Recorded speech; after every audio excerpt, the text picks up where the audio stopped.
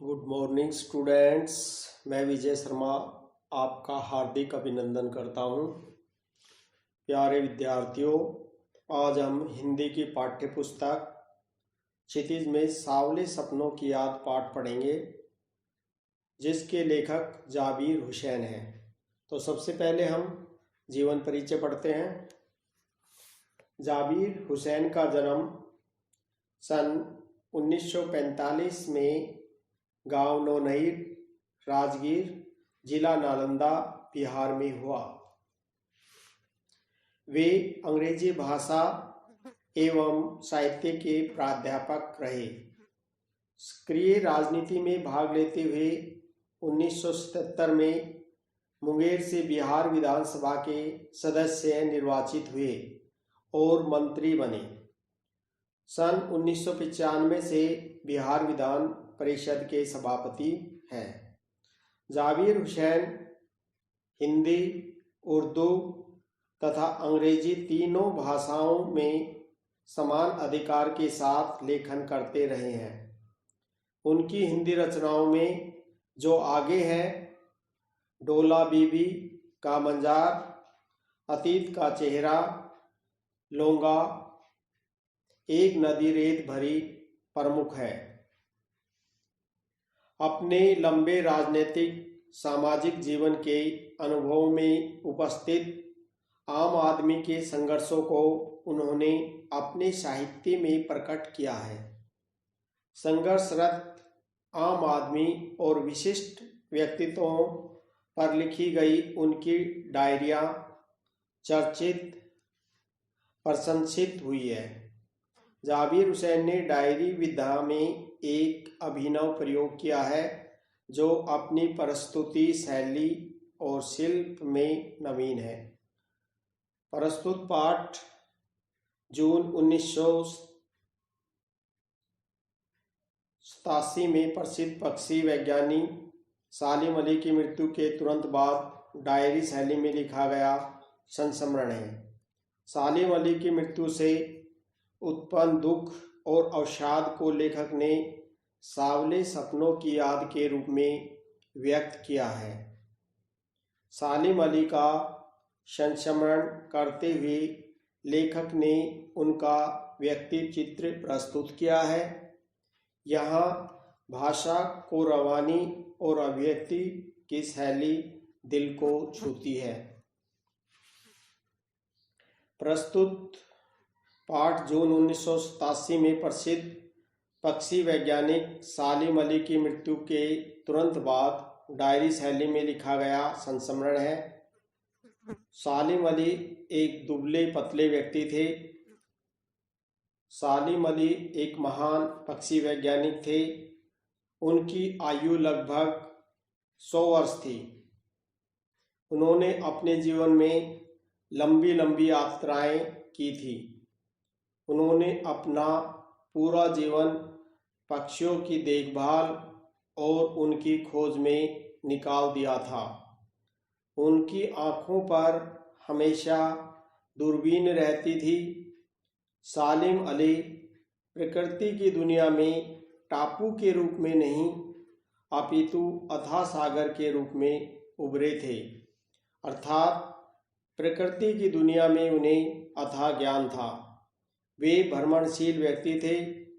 अंत में उनका शरीर कमजोर हो गया था तथा कैंसर जैसी बीमारी से उनकी मृत्यु हो गई थी। उनकी अंतिम यात्रा में लोगों की बहुत भीड़ थी। वह उसकी अंतिम यात्रा थी। इस यात्रा के बाद मनुष्य फिर कभी लौटकर नहीं आता। सालिम अली का शरीर भी मृत्यु के बाद प्रकृति में विलीन हो गया था। प्यारे विद्यार्थियों, अब हम पाठ पढ़ते हैं। सुनहरे परिंदों के खूबसूरत पंखों पर सवार सांवले सपनों का एक हुजूम मौत की खामोश वादी की तरफ अग्रसर है। परिंदों का अर्थ होता है पक्षियों, हुजूम का अर्थ होता है भीड़, वादी का अर्थ होता है घाटी, खामोश का अर्थ होता है शांत, अग्रसर का मतलब होता है आगे बढ़ना। जब सालिम अली की मृत्यु हुई तो उसके जनाजे में लोगों का अथाह जनसमूह था और उसके आगे आगे बहुत से लोग जा रहे थे। कोई रोक टोक सके कहाँ संभव है। इस हुजूम में आगे आगे चल रहे हैं सालिम अली। सालिम अली सबसे आगे है और उसके पीछे लोगों का झुंड चल रहा है। अपने कंधों पर सैलानियों की तरह अपने अंतहीन सफर का बोझ उठाए। सैलानियों का अर्थ होता है यात्रियों, सफर का अर्थ होता है यात्रा। लेकिन यह सफर पिछले तमाम सफरों से भिन्न है। भीड़ भाड़ की जिंदगी और तनाव के माहौल से सालिम अली का यह आखिरी पलायन है। आखिरी पलायन का अर्थ होता है चला जाना। यह सालिम अली का अंतिम सफर है, क्योंकि जब मनुष्य की मृत्यु हो जाती है तो वह फिर कभी लौटकर नहीं आता। इसलिए सालिम अली का ये अंतिम सफर है। अब तो वह उन पक्षी की तरह प्रकृति में विलीन हो गए हैं जो जिंदगी की आखिरी गीत गाने के बाद मौत की गोद में जा बसा है। जैसे पक्षी की मृत्यु हो जाती है तो वह फिर जीवित नहीं हो सकता, वह मधुर संगीत नहीं गा सकता। इसी प्रकार सालिम अली की भी मृत्यु हो चुकी है, अब वो पुनः जीवित नहीं हो सकता। कोई अपने जिस्म की हरारत और दिल की धड़कन देकर भी उसे लौटाना चाहे तो वह पक्षी अपने सपनों के गीत दोबारा कैसे गा सकेगा। अगर सालिम अली को फिर से जीवित किया जाए या दिल की धड़कन से या दिल के सांस द्वारा उसे जीवित किया भी जाए तो वह जीवित नहीं हो सकता। मुझे नहीं लगता कोई इस सोए हुए पक्षी को जगाना चाहेगा। वर्षों पूर्व खुद सालिम अली ने कहा था कि लोग पक्षियों को आदमी की नज़र से देखना चाहते हैं, यह उनकी भूल है। ठीक उसी तरह जैसे जंगलों और पहाड़ों, झरनों और आबशारों को वो प्रकृति की नज़र से नहीं आदमी की नज़र से देखने को उत्सुक रहते हैं। आबशारों का अर्थ होता है झरना। मनुष्य भी पक्षियों को अपने स्वार्थ की दृष्टि से देखता है और प्रकृति की चीज़ों को भी अपने स्वार्थ के वशीभूत होकर उनका उपयोग करता है। मनुष्य को इन चीज़ों से ऐसी भावना नहीं होनी चाहिए मनुष्य की।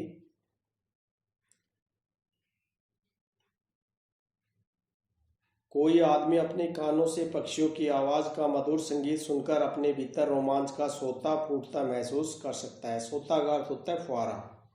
एहसास की ऐसी ही एक उबड़ खाबड़ जमीन पर जन्मे मिथक का नाम है सालिम अली। मिथक का अर्थ होता है पुरानी कथाओं का तत्व। पता नहीं इतिहास में कब कृष्ण ने वृंदावन में रासलीला रची थी और 100 गोपियों को अपनी शरारतों का निशाना बनाया था। शोक का अर्थ होता है चंचल। कब माखन भरे भांडे फोड़े थे। भांडे का अर्थ होता है बर्तन। और दूध छाली से अपने मुंह भरे थे। कब वाटिका में छोटे छोटे किंतु घने पेड़ों की छांव में विश्राम किया था। कब दिल की धड़कनों को एकदम से तेज करने वाले अंदाज में बंसी बजाई थी। और पता नहीं कब वृंदावन की पूरी दुनिया संगीतमय हो गई थी। पता नहीं यह सब कब हुआ था। लेकिन कोई आज भी वृंदावन जाए तो नदी का सांवला पानी उसे पूरी घटनाक्रम की याद दिला देगा। हर सुबह सूरज निकलने से पहले जब पतली गलियों से उत्साह भरी भीड़ नदी की ओर बढ़ती है तो लगता है जैसे उस भीड़ को चीरकर अचानक कोई सामने आएगा और बंसी की आवाज़ पर सब किसी के कदम थम जाएंगे। हर शाम सूरज ढलने से पहले जब वाटिका का माली सैलानियों को हिदायत देगा तो लगता है जैसे बस कुछ ही क्षणों में वो कहीं से आ टपकेगा और संगीत का जादू वाटिका के भरे पूरे माहौल पर छा जाएगा। आज भी वृंदावन में ऐसा अनुभव किया जाता है कि श्री कृष्ण जी यहाँ पर बांसुरी बजाते हैं। लोगों को ऐसा अनुभव होता है। मिथकों की दुनिया में इस सवाल का जवाब तलाश करने से पहले एक नज़र कमज़ोर काया वाले उस व्यक्ति पर डाली जाए जिसे हम सालिम अली के नाम से जानते हैं। उम्र को सती तक पहुंचने में थोड़े ही दिन तो बच रहे थे। सती का मतलब होता है 100 वर्ष, यानी उनकी आयु लगभग 100 वर्ष की थी। संभव है लंबी यात्राओं की थकान से उनके शरीर को कमज़ोर कर दिया था। वो एक भ्रमणशील व्यक्ति थे जिसके कारण उनका शरीर कमज़ोर हो गया था और कैंसर जैसी जानलेवा बीमारी उनकी मौत का कारण बनी हो। लेकिन अंतिम समय तक मौत उनकी आंखों से वह रोशनी छीनने में सफल नहीं हुई जो पक्षियों की तलाश और उनकी हिफाजत के प्रति समर्पित थी। सालिम अली की आंखों पर चढ़ी दूरबीन उनकी मौत के बाद ही तो उतरी थी। सालिम अली अपने गले में हमेशा दूरबीन रखते थे। जब उनकी मृत्यु हो गई थी उस समय ही दूरबीन उनकी आंखों पर से उतारी गई थी। उन जैसा बर्ड वाचर शायद ही कोई हुआ हो। बर्ड वाचर का अर्थ होता है पक्षी वैज्ञानिक। लेकिन एकांत क्षणों में सालिम अली बिना दूरबीन भी देखे गए हैं। दूर क्षितिज तक फैली जमीन और झुके आसमान को छूने वाली उनकी नज़रों में कुछ कुछ वैसा ही जादू था। क्षितिज का मतलब होता है जहाँ पर धरती और आकाश आपस में मिले हुए हो, उसे क्षितिज कहते हैं। जो प्रकृति को अपने घेरे में बांध लेता है। सालिम अली उन लोगों में थे जो प्रकृति के प्रभाव में आने की बजाय प्रकृति को अपने प्रभाव में लाने के कायल होते हैं। कायल का मतलब प्रभावित। उनके लिए प्रकृति में हर तरफ एक हंसती खेलती रहस्य भरी दुनिया पसरी थी। रहस्य का अर्थ होता है गोपनीय और पसरी का अर्थ होता है फैली हुई। यह दुनिया उन्होंने बड़ी मेहनत से अपने लिए गढ़ी थी। गढ़ी थी का अर्थ होता है बनाई थी। इसके गढ़ने में उनकी जीवन साथी तहमीना ने काफ़ी मदद पहुंचाई थी। तहमीना स्कूल के दिनों में उनकी सहपाठी रही थी। अपने लंबे रोमांचकारी जीवन में ढेर सारे अनुभवों के मालिक सालिम अली एक दिन केरल की साइलेंट वैली को रेगिस्तानी हवा के झोंकों से बचाने का अनुरोध लेकर चौधरी चरण सिंह से मिले थे। वे प्रधानमंत्री थे। चौधरी साहब गांव की मिट्टी पर पड़ने वाली पानी की पहली बूंद का असर जानने वाले नेता थे। पर्यावरण के संभावित खतरों का जो चित्र सालिम अली ने उनके सामने रखा उसने उनकी आंखें नम कर दी थी। आंखें नम होना मतलब आंखें गीली होना। आज सालिम अली नहीं है, चौधरी साहब भी नहीं है। कौन बचा है जो अब सोंधी माटी पर उगी फसलों के बीच एक नए भारत की नींव रखने का संकल्प लेगा। सोंधी का मतलब होता है सुगंधित मिट्टी। जब बारिश की बूंदें उसके ऊपर पड़ती है तो मिट्टी में सुगंध आने लगती है। कौन बचा है जो अब हिमालय और लद्दाख की बर्फीली ज़मीनों पर जीने वाले पक्षियों की वकालत करेगा। सालिम अली ने अपनी आत्मकथा का नाम रखा था फॉल ऑफ ए स्पैरो। मुझे याद आ गया डॉक्टर एच लॉरेंस की मौत के बाद लोगों ने उनकी पत्नी फ्रीडा लॉरेंस से अनुरोध किया कि वह अपने पति के बारे में कुछ लिखे। फ्रीडा चाहती तो ढेर सारी बातें लॉरेंस के बारे में लिख सकती थी, लेकिन उसने कहा मेरे लिए लॉरेंस के बारे में कुछ लिखना असंभव सा है। मुझे महसूस होता है मेरी छत पर बैठने वाली गोरैया लॉरेंस के बारे में ढेर सारी बातें जानती है, मुझसे भी ज़्यादा जानती है। वो सचमुच इतना खुला खुला और सादा दिल आदमी था, मुमकिन है।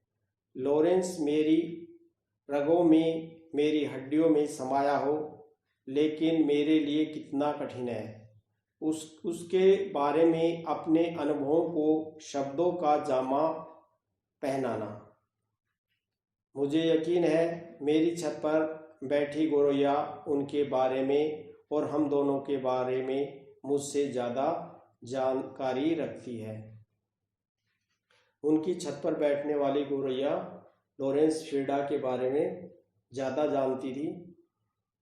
जटिल प्राणियों के लिए सालिम अली हमेशा एक पहेली बने रहेंगे। बचपन के दिनों में उनकी एयर गन से घायल होकर गिरने वाली नीलेकंठ की वह गोरैया सारी जिंदगी उन्हें खोज के नए नए रास्तों की तरफ ले जाती रही।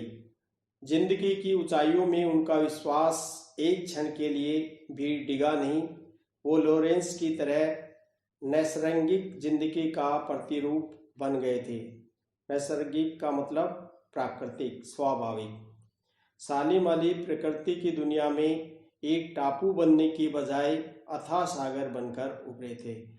इसका मतलब है कि सालिम अली का प्रकृति के प्रति जो ज्ञान था वो टापू की तरह न होकर एक समुद्र की तरह विशाल था। उन्हें प्रकृति का बहुत ज़्यादा ज्ञान था। जो लोग उनके भ्रमणशील स्वभाव और उनके यायावरी से परिचित हैं, यायावरी का अर्थ होता है घुमक्कड़ प्रवृत्ति, उन्हें महसूस होता है कि वो आज भी पक्षियों के सुराग में निकले हैं। सुराग का मतलब खोज में। वो हमेशा पक्षियों की खोज में निकलते रहते थे और बस अभी गले में लंबी दूरबीन लटकाए अपने खोजपूर्ण नतीजों के साथ लौट आएंगे। जब तक वो नहीं लौटते क्या उन्हें गया हुआ मान लिया जाए? मेरी आंखें नमे हैं सालिम अली, तुम लौटोगे ना। धन्यवाद। मुझे उम्मीद है कि आप इस वीडियो को अच्छी तरह सुनेंगे। धन्यवाद।